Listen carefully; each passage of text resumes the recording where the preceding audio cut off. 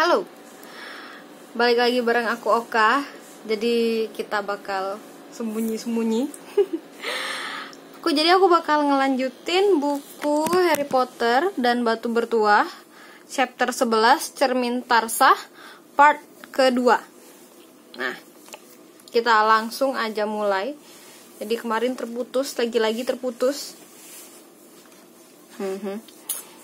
Ron mengigau dalam tidurnya. Haruskah Harry membangunkannya? Ada yang menahannya, jubah ayahnya. Dia merasa bahwa kali ini untuk pertama kalinya dia ingin menggunakannya sendiri. Dia berjingkat, meninggalkan kamarnya, menuruni tangga, menyeberangi ruang rekreasi, dan memanjat keluar dari lubang lukisan. "Siapa itu?" lengking si Nyonya Gemuk. Harry tidak menjawab. Dia berjalan cepat-cepat sepanjang koridor. Kemana sebaiknya? Harry berhenti, jantungnya berdegup kencang, dan ia berpikir. Dan dia mendapat ide. Seksi terlarang perpustakaan. My cat. Dia akan bisa membaca selama yang dia mau, selama yang dibutuhkan untuk menemukan siapa Flamel. Dia ke perpustakaan, menarik jubah gaibnya semakin rapat sementara ia melangkah. Perpustakaan gelap gulita dan suasananya mengerikan. Harry menyalakan lampu agar bisa berjalan sepanjang deretan rak-rak buku. Lampunya seperti melayang di udara, dan meskipun Harry bisa merasakan tangannya memegangi lampu itu, pemandangan aneh ini membuatnya ngeri. Seksi terlarang terletak di bagian paling belakang. Melangkah hati-hati melewati tali yang memisahkan buku-buku dari buku-buku lainnya di perpustakaan. Harry mengangkat lampunya agar bisa membaca judul-judulnya. Judul-judul itu tidak banyak membantunya. Huruf-huruf emasnya yang sudah mengelupas membentuk kata-kata dalam bahasa yang tidak dapat dipahami Harry. Beberapa buku bahkan tidak ada judulnya sama sekali. Satu buku bernoda gelap yang kelihatannya mirip sekali darah. Bulu kuduk Harry berdiri. Mungkin itu cuma perasaannya, mungkin juga tidak. Tetapi Harry merasa bisikan samar terdengar dari buku-buku itu, seakan mereka tahu ada orang yang seharusnya tidak berada di situ. Dia toh harus mulai. Setelah meletakkan lampunya dengan hati-hati di lantai, dia mencari buku yang tampilannya menarik di rak paling bawah. Sebuah buku besar hitam perak menarik perhatiannya. Ditariknya keluar dengan susah payah karena buku ini sangat berat. Harry meletakkannya di atas lututnya dan membukanya. Jeritan melengking, membekukan darah, memecah kesunyian. Buku itu menjerit. Harry cepat-cepat menutupnya kembali, tetapi jeritan itu terus terdengar. Jerit melengking, panjang, yang memekakkan telinga. Harry terhuyung ke belakang dan menabrak lampunya, yang langsung padam. Panik mendengar langkah-langkah kaki mendekat di koridor luar. Dijejalkannya kembali buku menjerit itu ke raknya. Lalu dia lari. Dia berpapasan dengan Filch di dekat pintu. Mata Filch yang pucat dan lebar memandang menembusnya, dan Harry menyelusup di bawah lengan Filch yang terlentang dan berlari sepanjang koridor. Jeritan si buku masih melengking di telinganya. Dia berhenti mendadak di depan seperangkat baju zirah tinggi. Dia terlalu sibuk kabur dari perpustakaan sampai tidak memperhatikan arah larinya. Mungkin karena gelap, dia sama sekali tidak mengenali keadaan sekelilingnya.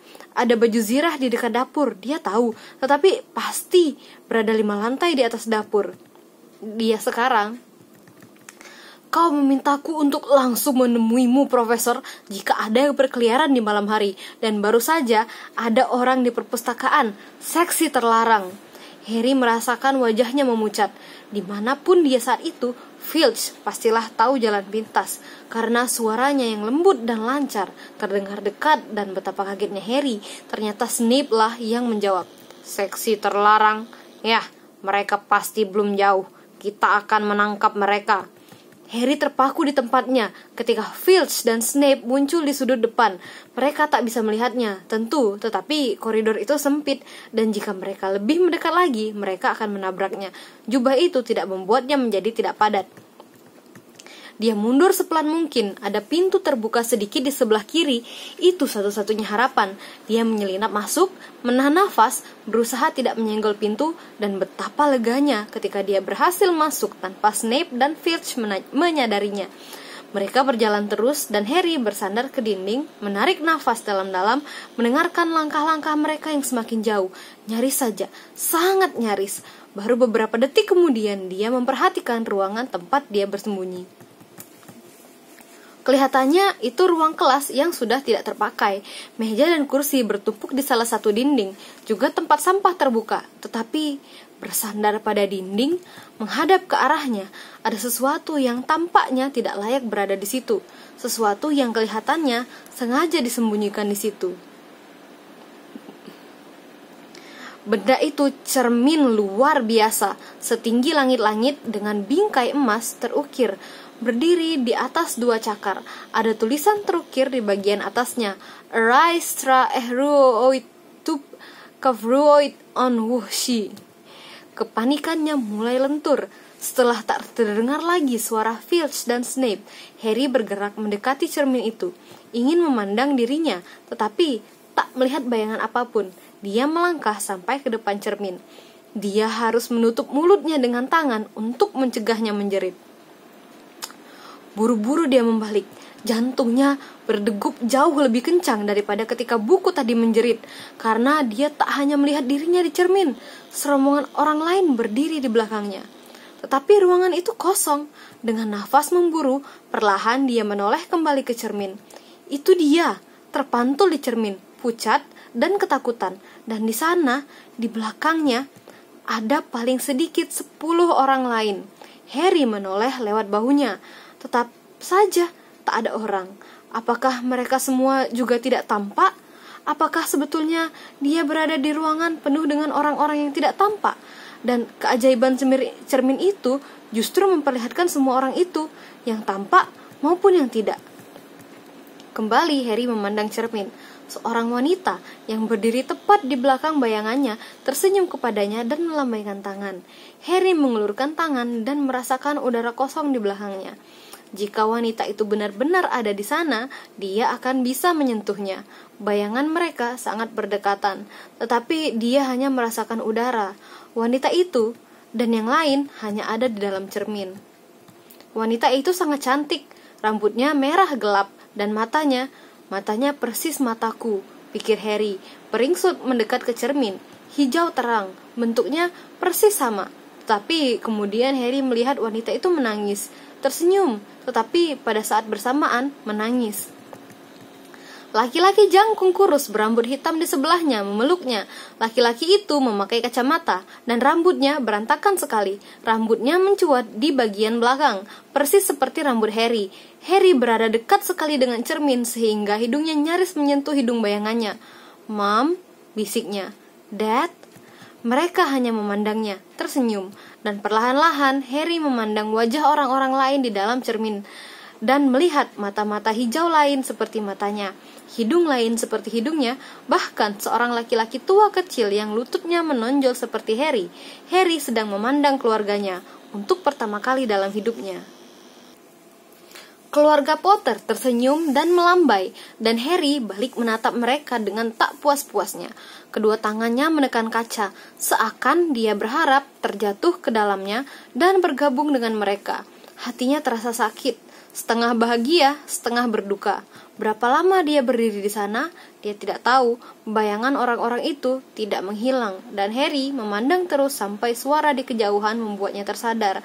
Dia tak bisa terus berada di sini. Dia harus kembali ke asramanya. Dengan amat enggan, dia berpaling dari wajah ibunya, berbisik, "Aku akan kembali," dan bergegas meninggalkan ruangan itu. Poor Harry. "Kamu seharusnya membangunkan aku," kata Ron marah. "Kau boleh ikut malam ini, aku akan kesana lagi. Aku ingin menunjukkan cermin itu kepadamu." "Aku ingin lihat ibu dan ayahmu," kata Ron bersemangat. "Dan aku ingin melihat semua keluargamu. Kau akan bisa menunjukkan dua kakakmu yang paling besar dan keluargamu yang lain." "Kau bisa melihat mereka kapan saja," kata Ron. "Ikutlah ke rumahku musim panas ini. Lagi pula, mungkin cermin itu cuma menunjukkan orang-orang yang sudah meninggal. Sayang sekali kau tidak menemukan flamel, daging asap ini, atau apalah, kenapa kau tidak mau makan?" Harry tidak bisa makan. Dia sudah melihat orang tuanya dan akan melihat mereka lagi malam ini. Dia sudah hampir melupakan Flamel.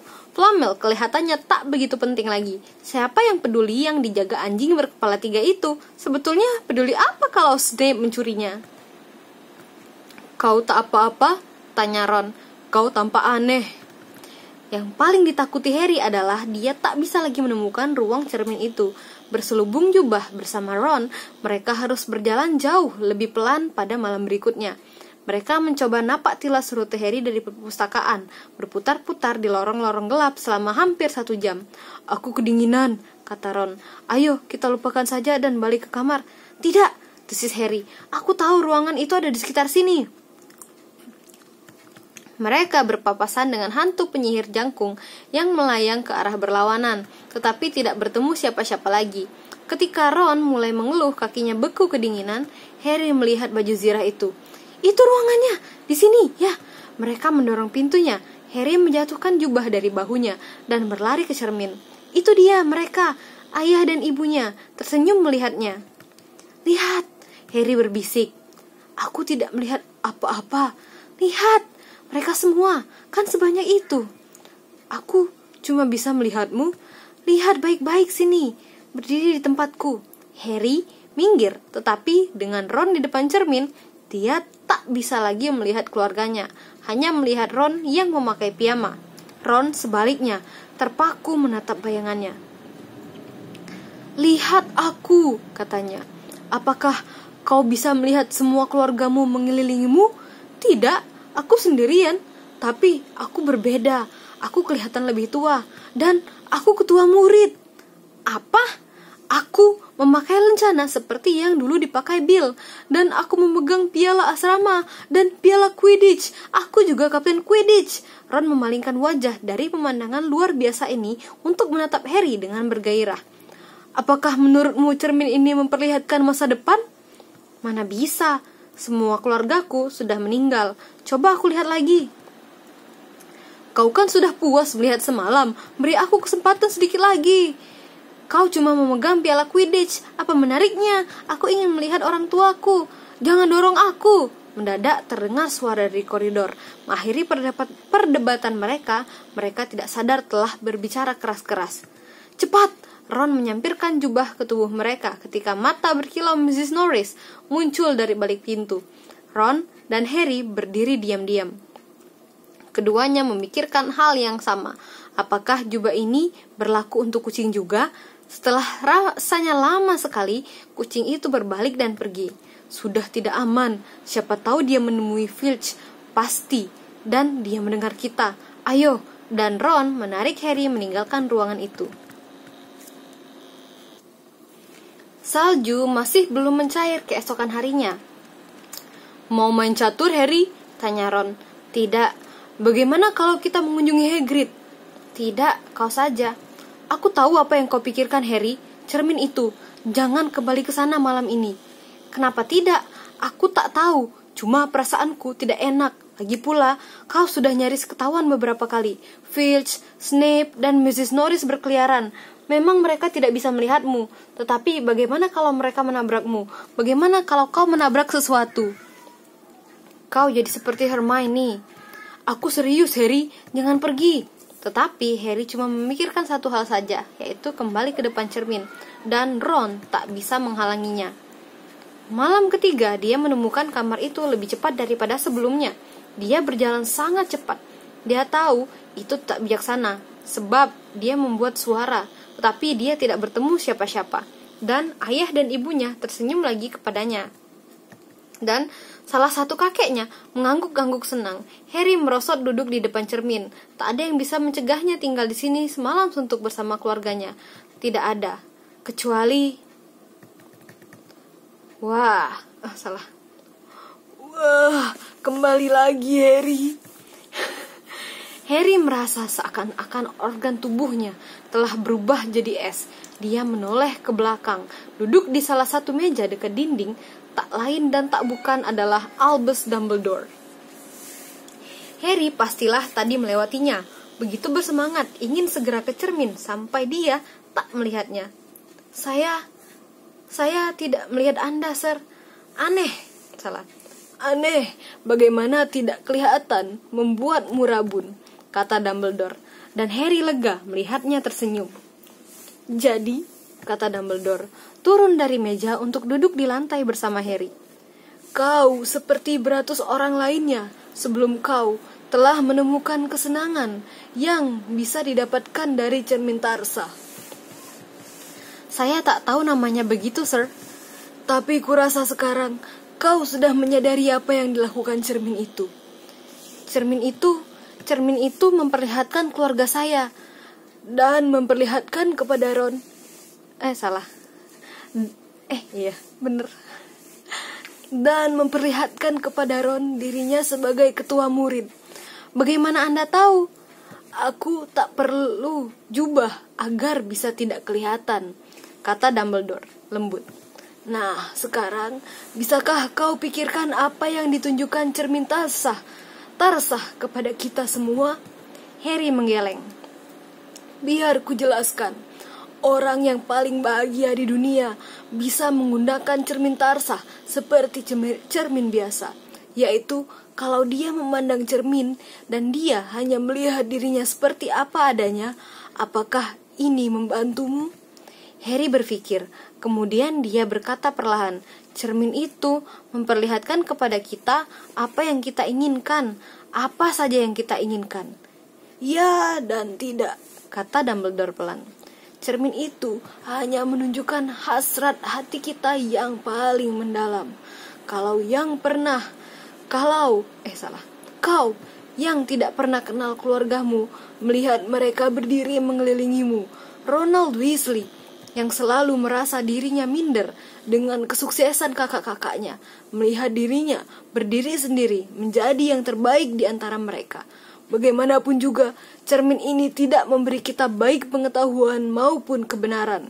Banyak orang sudah tersia-sia di depan cermin ini, terpesona oleh apa yang mereka lihat dan jadi gila karenanya. Karena tak tahu apakah yang diperlihatkan cermin itu real atau bahkan mungkin. Besok cermin ini akan dipindahkan ke tempat baru, Harry, dan aku memintamu agar tidak mencarinya lagi. Jika suatu kali nanti kau kebetulan melihatnya lagi, kau sudah siap. Tak ada gunanya memikirkan impian berlama-lama sampai lupa hidup. Ingat itu. Nah, sekarang bagaimana kalau kau pakai lagi jubah istimewa itu dan pergi tidur? Harry bangkit. Sir, Profesor Dumbledore, boleh saya bertanya sesuatu? Jelas, kau baru saja bertanya. Dumbledore tersenyum. Tapi kau boleh tanya satu hal lagi. Apa yang Anda lihat kalau Anda memandang cermin itu? Aku melihat diriku memegang sepasang kaos kaki wool tebal. Harry melongo. Semua orang selalu membutuhkan kaos kaki baru, kata Dumbledore. Natal sudah berlalu lagi. Dan aku tak dapat kaos kaki sepasang pun. Orang-orang bersikeras memberiku buku. Baru ketika dia sudah kembali di tempat tidurnya, terlintas di benak Harry bahwa Dumbledore mungkin tidak sepenuhnya pikir Harry, seraya mendorong Scabbers dari bantalnya. Pertanyaannya tadi cukup pribadi. Wow, and that is the end of the chapter. Teret. Gimana? Suara Profesor Dumbledore abal-abal. Jadi berhubung bukan profesional audio, tukang baca profesional, jadi ya mungkin untuk beberapa suara aku bakal tetap pakai suara aku sendiri. Tapi ya mungkin untuk beberapa karakter lah aku bakal coba, walaupun kadang-kadang masih ceplos pakai suara pribadi ya.